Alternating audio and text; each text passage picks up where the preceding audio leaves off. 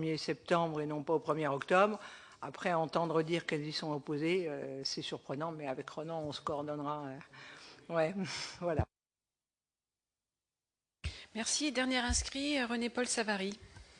Oui, merci. Moi, je partageais les propos de Georges Labazé par rapport à son intervention sur la CNSA. Comprenez que c'est quand même difficile d'entendre qu'il y a encore 440 millions d'euros de réserve quand ce fonds qui doit être au titre de l'autonomie, notamment... ou 220, on sait bien. D'accord. 440 en début d'année. Les mesures de 2013 l'ont ramené à 220. Voilà. Et par ailleurs, il y a de la sous-consommation, c'est ce que j'ai dit tout à l'heure. Il y a de la sous-consommation au titre de 2013 à hauteur de 130 millions d'euros.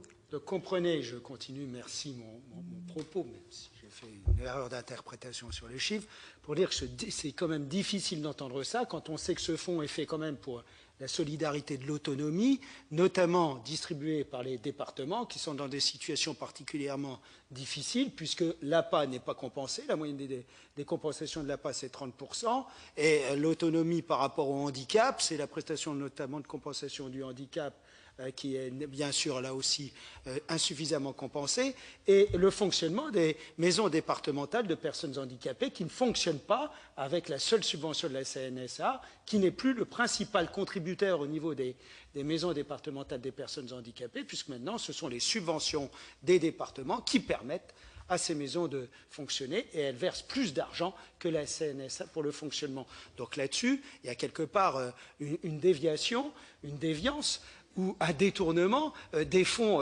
consacrés à la solidarité pour l'autonomie qui continue, qui s'accentue d'année en année, alors qu'il y avait une piste véritablement pour permettre aux départements de mieux assurer leur mission dans ce domaine-là. Nous, les taux directeurs, en tout cas moi dans mon département, le taux directeur proposé aux structures d'hébergement va être cette année encore de 0,5%. Vous voyez la difficulté que ça peut faire dans les différentes structures, parce qu'on est contraint d'avoir des mesures terriblement rigoureuses compte tenu de cette absence de compensation.